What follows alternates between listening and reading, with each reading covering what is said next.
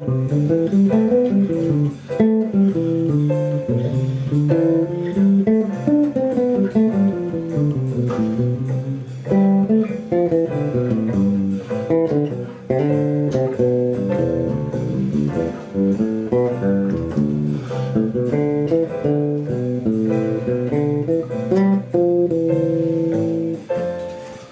guys, in today's lesson I'll be talking about modes. So you might have watched videos or learned this in the past, these modes and stuff, but I wanted to touch up upon the modes, do my own take on it, and present to y'all different information you could analyze and extract from these modes to follow up with different lessons I'll have in the future. So I'll go ahead and dive right into it. So we're going to use the C scale or the C major scale to go ahead and demonstrate the different modes. So modes could be in any scale system, but today I'm going to just choose the C major because it's straightforward, and and also in C major there's no sharps or flats. So I'm just going to be using C major, the C major scale, and we're going to derive all the modes. So you may ask, what are modes? So a mode basically is derived from the scale. It's derived from the different degrees from the scale. So you have 7 different degrees from the scale. You have root, you have the 2, you have 3, you have the 4, you have the 5, you have the 6, and you have the 7. So there's 7 different degrees plus the octave. So we're going to be talking about 7 different modes. So these modes, as I mentioned, they're derived from the scale, and as one can imagine, if it's derived from the scale, the next thing you want to think about is that each of these modes will be using notes from the scale. So this is what we call diatonic. So we're going to take a diatonic approach to find these modes. So I'm going to go ahead and start off on the first mode of C major, which is called Aeolian. So it's C, D, E, F, G, A, B, C. Starting on the second degree. The second degree we have Dorian. So it's D, E, F, G, A, B, C, D. Starting on the third degree we have Phrygian. E Phrygian. E, F, G, A, B, C, D, E. Starting on the fourth degree, the fourth mode, we have F, and it's called F-Lydian. F, G, A, B, C, D, E, and then F. Starting on the fifth degree, we have G-Mixolydian. G, A, B, C, D, E, F, G. Starting on the sixth degree, we have A-Aeolian. A, B, C, D, E, F, G, A. Starting on the seventh degree, we have B-Locrian. B, C, D, E, F, G, A, B. And then we have Aeolian again. C, D, E, F, G, A, B, C. Or aka also known as the major scale. So I want to point something that is very striking to me right now. So on the sixth degree, I've told you all the names, I went through all the modes, so I would advise you guys to pause the video and kind of follow along with what I was doing and learn the modes and learn the names. But something that's very striking to me right now, I want to point out, so the sixth degree, so this is a really cool, nifty thing to know, or it's essential rather. On the sixth degree, we have what we call the natural minor. That is the sound of the natural minor scale. So, hint hint, the sixth degree of a major scale is the relative minor. So, C major, in C major, the relative minor of the C major is always going to be the sixth degree, or that goes for any scale. It could be D flat, it could be D, it could be anything. So, always note that the relative minor is found on the sixth degree. So, and the name of that scale is called the natural minor, but in the context of finding the modes of the C major scale, this mode is called A-Aeolian. So I just wanted to point that out because that's very important. It's an important principle to know. So we found all the different modes. So you may ask, okay, why do these modes sound different? I mean, we're using all the notes from the C major scale. We're using C, D, E, F, G, A, B, C. We're using all these notes. We just start on different, we're just pivoting on different points of the scale. So why does it sound different? Why is a different sound is produced on each and every one of these different modes?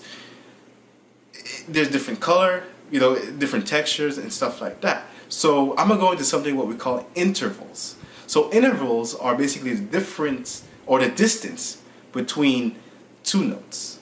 So you may have heard musicians say, play the major third or the flat 5 or the major 7. So those are intervals, and each scale or each mode has an interval. So that's why you get the different sound and the different textures. So I'm gonna just go over this very briefly to show you, to demonstrate the different texture of the different intervals.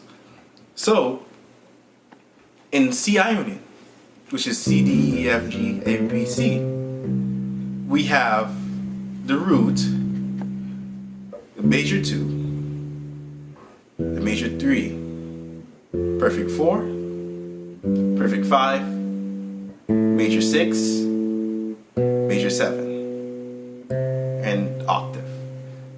So this has a major sound because there's major intervals. So we have a major 3rd and a major 7 and a major 6. So another thing to draw from this is that if you were thinking in terms of chords, just a side note, I don't want to get too off in a tangent, but on a side note, in chords, if you know chord theory, basic chord theory, the major 3rd and the major 7 is the guide tones.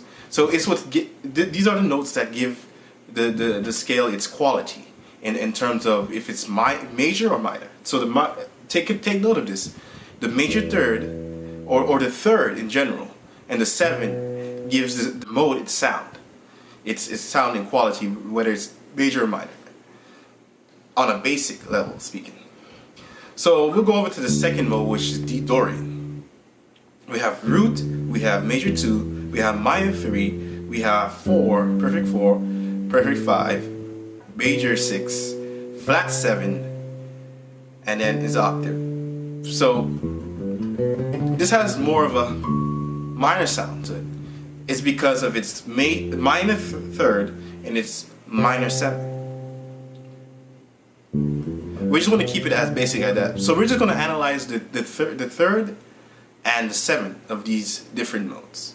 So moving on to the 3rd mode, which is E-Phrygian, we have root, flat 2, flat 3, 4, perfect 4, perfect 5, sharp 5 or flat 6, flat 7, octave. So let's analyze the thirds. So we have the 3rd and 7. We have the minor 3 and the minor 7 in this mode. So this is why you get a minor texture to this mode. In the 4th mode is the G-Mixolydian, as I mentioned.